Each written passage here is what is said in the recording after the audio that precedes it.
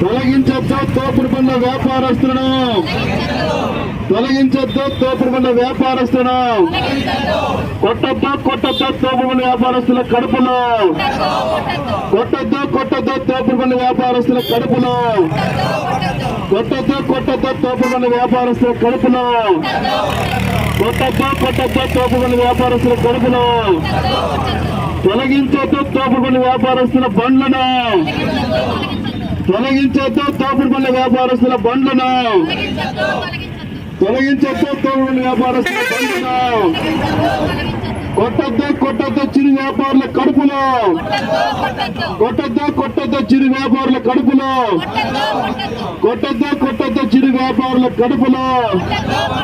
నశించాలి మున్సిపల్ అధికారుల మండి వైఖరి, తోపుడు బండ్ల వ్యాపారస్తుల పట్ల మున్సిపల్ అధికారుల మండి వైఖరి, తోపుడు బండ్ల వ్యాపారస్తుల పట్ల మున్సిపల్ అధికారుల మండి వైఖరి, తోపుడు బండ్ల వ్యాపారస్తుల పట్ల మున్సిపల్ అధికారుల మండి వైఖరి.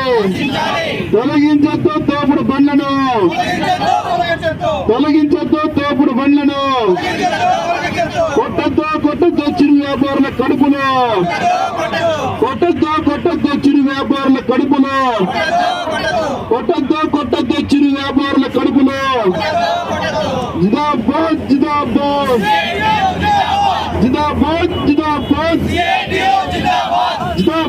జిందాబాద్ జిందాబాద్ జిందాబాద్ జిందాబాద్. వర్ధిల్లాలి తోపుడు బండ్ల వ్యాపారస్తుల ఐక్యత, వర్ధిల్లాలి తోపుడు బండ్ల వ్యాపారస్తుల ఐక్యత, వర్ధిల్లాలి తోపుడు బండ్ల వ్యాపారస్తుల ఐక్యత, తోపుడు బండ్ల వ్యాపారస్తుల ఐక్యత, తోపుడు బండ్ల వ్యాపారస్తుల ఐక్యత, తోపుడు బండ్ల వ్యాపారస్తుల ఐక్యత.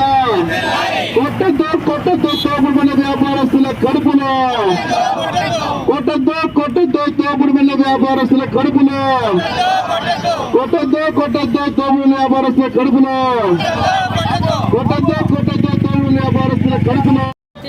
పద్ధతిలో ఈ ప్రభుత్వము తెలుగుదేశం కూటమి ప్రభుత్వం వ్యవహరిస్తూ ఉంది. తన యొక్క ఉద్యోగాలు ఉపాధి కల్పన కల్పించే పరిస్థితి లేదు. ఇక్కడ టౌన్లో ఉన్న యువకులు బీటెక్లు పీజీలు డిగ్రీలు చేసుకున్న వాళ్ళు చిన్న తోపుడు బండ్ల మీద చిన్న వ్యాపారాలు చేసుకుంటే చెప్పులు అమ్ముకోవడము, పండ్లు అమ్ముకోవడము, కూరగాయలు అమ్ముకోవడం చేస్తుంటే దీనికి కూడా కక్కుర్తిపడి వాళ్ళ కడుపులు కొట్టడానికి ఈరోజు వాళ్ళు పూనుకోవడం చాలా దుర్మార్గమైన విషయం. ఈ స్ట్రీట్ వెండర్స్ చట్టం ఉంది. 2014లో వాళ్ళకి రక్షణ కల్పించిన పార్లమెంట్లో ఆమోదించింది. వాళ్ళని ఎటువంటి అనుమతి లేకుండా వాళ్ళు తొలగించకూడదని చాలా పటిష్టంగా ఉన్నప్పటికీ వీళ్ళు ఈ చిన్న వ్యాపారస్తుల మీద ప్రతాపం చూపిస్తూ తమ కక్కుర్తి లాభాల కోసం వచ్చే ప్రయత్నం చేస్తున్నది చాలా దుర్మార్గమైన విషయం. దీన్ని సిఐటియు సిపిఎం తీవ్రంగా ఖండిస్తా ఉన్నాం. ఈరోజు ఎమ్మెల్యే గారు ఉన్నారు, చిత్తూరు నుంచి ఇక్కడ ఉత్తరించడానికి వచ్చారు.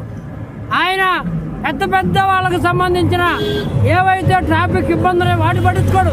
ఈ చిన్న వీటిని ఇబ్బంది పెడుతూ ఈరోజు వాళ్ళ కడుపులు కొట్టడం సరైనది కాదు. ఫుడ్ కోర్టులు పెడతారంట, పెట్టని ఫుడ్ కోర్టులకి దీనికి ఏమి సంబంధం నేను అడుగుతున్నా.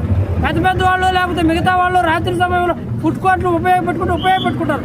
కానీ ఎటువంటి చర్యలు లేకుండా, యూనియన్తో మాట్లాడకుండా, ఆ ఆకర్షతో మాట్లాడకుండా ఇటువంటి దుర్మార్గమైన చర్యలకి పాల్పడుతారు. దీనికి కమిషనర్ గారు ఒక పావులాగా ఉపయోగపడుతారు. ఇది సరైన పద్ధతి కాదు. ఆ ఐఏఎస్ అడ్మినిస్ట్రేషన్ చదివినప్పటికీ ఈ చట్టాలు తెలియకుండా ప్రవర్తించడం కరెక్ట్ కాదు. జోన్లు ఏర్పాటు చేసి గతంలో చాలామంది పొడాకు కానీ మున్సిపాలిటీకి కానీ ఐఏఎస్ ఆఫీసర్లు ఉన్నప్పుడు చాలా పకడ్బందీగా నిర్వహించిన పరిస్థితి అనేది మనం చూస్తున్నాం. ఈరోజు రాష్ట్ర ప్రభుత్వం ప్రాధాన్యతలు ఏమిటి? నేను ఉద్ధరించేస్తాను, 2047లో మొత్తం స్వర్గం వచ్చేస్తుందని చూపిస్తారే. ఈడ రేపు వాళ్ళ బాడుగులు ఎలా కట్టాలా, వాళ్ళ పిల్లకాయల ఫీజులు ఎలా కట్టాలా, వాళ్ళ పాలు ఎలా తాగాలా, వాళ్ళ కనీసం ఆహార పదార్థాలు ఎలా తీసుకోవాలని పరిస్థితి లేకుండా ఉన్నట్టుండి దుర్మార్గంగా ఈరోజు తిరుపతి నగరంలో ఎక్కడా లేదు. రాష్ట్రంలో తిరుపతి నగరంలో ఇటువంటి చేస్తారు. మనమే చూసాం. వీళ్ళు కనీసం జ్ఞానం అన్నా వస్తుందా లేదని తిరుమల యాత్రికులనేమో కనీసం కంట్రోల్ చేయలేకుండా 6 మందిని చంపేశారు. ఈరోజు యాత్రికులకు సేవ చేస్తారండి. ఆ కొండ మీదకు పోయేవాళ్ళు అడావడిగా కొంత టిఫిన్ చేసి 2 పండ్లు కొనుక్కొని లేకపోతే దారిలో చేసుకునే దానికి ఈ రకంగా ఇబ్బంది పడుతున్న పరిస్థితి ఉంది.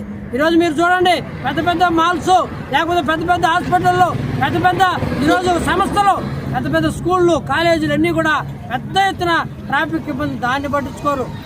ఆ కాలానికి కనీసం 3 గంటలు 4 గంటలు 5 గంటలు ముందు వాళ్ళు వెళ్ళిపోతున్నారు. కాబట్టి ఇటువంటి దుర్మార్గమైన చర్యలు మేము తీవ్రంగా ఖండిస్తున్నాం. జిల్లా కలెక్టర్ గారు వెంటనే జోక్యం చేసుకుని దీన్ని పరిష్కరించాలి. లేకపోతే ఇది మొత్తం జిల్లా వ్యాప్తంగా పెద్ద ఉద్యమం జరుగుతుంది. పెద్ద ఎత్తున ఈ ఆకర్షణ కూడా యువకులు ఇబ్బంది పడుతున్నారు. వీళ్ళందరూ కూడా ఈదుల్లోకి వచ్చి పెద్ద పోరాటం చేయాల్సి వస్తుంది. అప్పుడు మొత్తం కూడా చేతులు కాలేక ఆకులు పట్టుకుని సన్నం చేయబాకండి. ఖచ్చితంగా ఎమ్మెల్యే గారు ఈ విషయం పట్ల చాలా దుర్మార్గంగా వ్యవహరిస్తున్నారు, చాలా అన్యాయంగా మాట్లాడుతున్నారు. ఇక్కడ లాభాలు తప్ప ప్రజాసేవ లేని పరిస్థితి కనిపిస్తుంది. పవన్ కళ్యాణ్ గారికి ఇది కనబడలేదా? చాలా ఆశ్చర్యం. ఆయన మళ్ళీ వస్తారు, చచ్చిపోయిన తర్వాత మళ్ళీ వచ్చి ఏదో కళ్ళనీళ్ళు కడతారు. ఏమి ఉపయోగం? ఈ యొక్క ధార్మిక కేంద్రంలో ఇటువంటి దౌర్జన్యాలకు అవసరమా? ప్రశాంతంగా ఉండాల్సిన కేంద్రంలో ఇటువంటి దౌర్జన్యాలు అవసరమా అని చెప్పి నేను అడుగుతున్నా. అయ్యా బీజేపీ నేతలారా, హిందువులు కాదా? వీళ్ళు హిందువులకు సేవలు చేసేవాళ్ళయ్యా. వీళ్ళని చంపాకండి. వీళ్ళు వేరే ఇది కాదు. కాబట్టి మతం ఊరికే చెప్పుకొని రాజకీయాలకు కాదు, సేవ చేయండి, వాళ్ళకి ఆదుకోండి అని చెప్పేసి నేను సిపిఎం తరఫున స్పష్టంగా చెప్తున్నాను. వాళ్ళు ఆలోచించలేకపోతే ఈ ఉద్యమం ఉధృతం అవుతుందని చెప్పి హెచ్చరిక చేస్తా ఉన్నాను.